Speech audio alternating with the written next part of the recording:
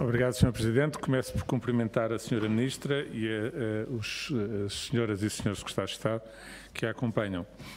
Sra. Ministra, o PSD, atendendo às várias áreas que a Sra. Ministra tem sobre a sua tutela, pedi autorização ao Sr. Presidente para poder dividir. Eu tocarei apenas nas partes relativas às competências que a Sra. Ministra tem na área do processo legislativo e também da cibersegurança, e depois a Sra. Deputada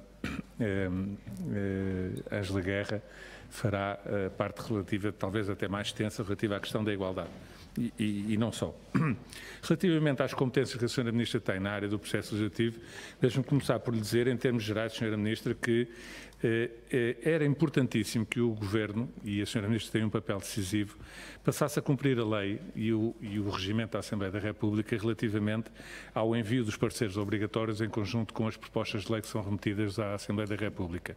A não remessa desses pareceres tem, para além do incumprimento legal da lei, tem inconvenientes terríveis no funcionamento e na celeridade do processo legislativo na Assembleia, como de resto está bem patente em exemplos mais recentes, em que não só por essa razão, mas também pelo enorme atraso com que o Governo enviou para a Assembleia da República, nomeadamente a legislação referente quer ao regime geral de proteção de dados, quer depois aos diplomas com ele conexos, estão a atrasar muito a aprovação da legislação que é tão importante para esta matéria. Sobre isso queria apenas deixar claro que, independentemente do Governo não ter mandado para cá os pareceres, o atraso enorme com que o Governo enviou para cá essa legislação torna o Governo como o único responsável pelo atraso legislativo da nossa ordem jurídica relativamente à aprovação do RGPD, bem como da legislação que lhe é conexa. Relativamente à questão da cibersegurança, eu queria colocar à Sra. Ministra 4 questões muito concretas. Em primeiro lugar, Sra. Ministra, nesta legislação, uma das coisas que acaba por se fazer, e eu não questiono, tem que ver com o estabelecimento, aparentemente em definitivo, do Centro Nacional de Cibersegurança no contexto do GNS, do Gabinete Nacional de Segurança.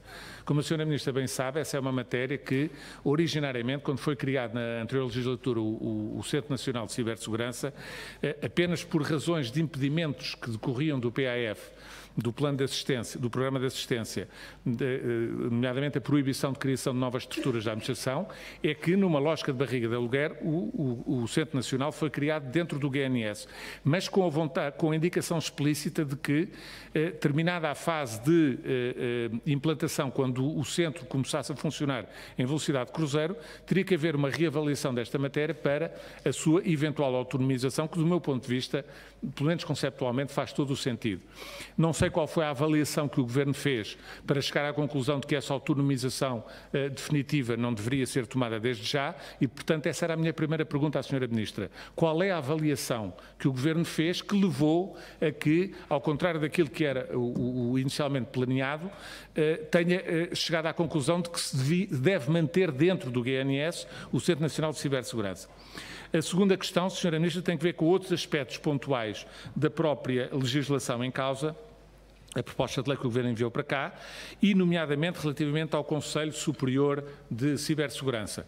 Como a Sra. Ministra bem sabe, olhando para os outros Conselhos Superiores, enquanto órgãos consultivos do Governo, desde o Conselho Superior de Defesa Nacional, que até é um órgão consultivo do Presidente da República, passando pelo Conselho Superior de Segurança Interna, o Conselho Superior de Informações, em todos eles, na última década, colocou-se uma representação de deputados eleitos pela Assembleia da República. A primeira pergunta que eu colocava à Sra. Ministra era se a Sra. Ministra não vê como útil a participação à semelhança do que acontece nos outros Conselhos Superiores de 2 deputados eleitos pela Assembleia da República nos mesmos termos do que acontece relativamente aos outros. A segunda questão relativamente ao Conselho Superior tem que ver com, do meu ponto de vista, a necessidade imperiosa de haver um representante da administração eleitoral neste Conselho.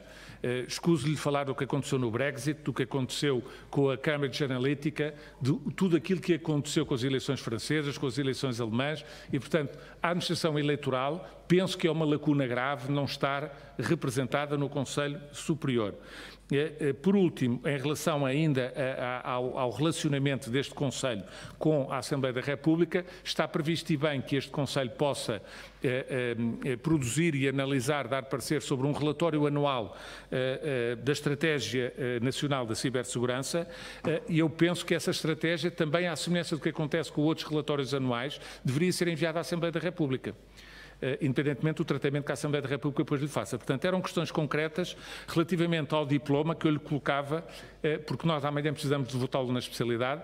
Por último ainda, a questão da elevação das coimas. As coimas que vêm na proposta de lei são risíveis em termos de valores absolutos, nomeadamente quando comparados com o regime de controle nacional do próprio RGPD. E, portanto, também aí eu penso que devia haver uma elevação muito grande e era importante a Sra. Ministra deixar-nos hoje aqui o sentimento do Governo relativamente a este tipo de alterações, porque nós precisamos concluir o processo legislativo esta semana.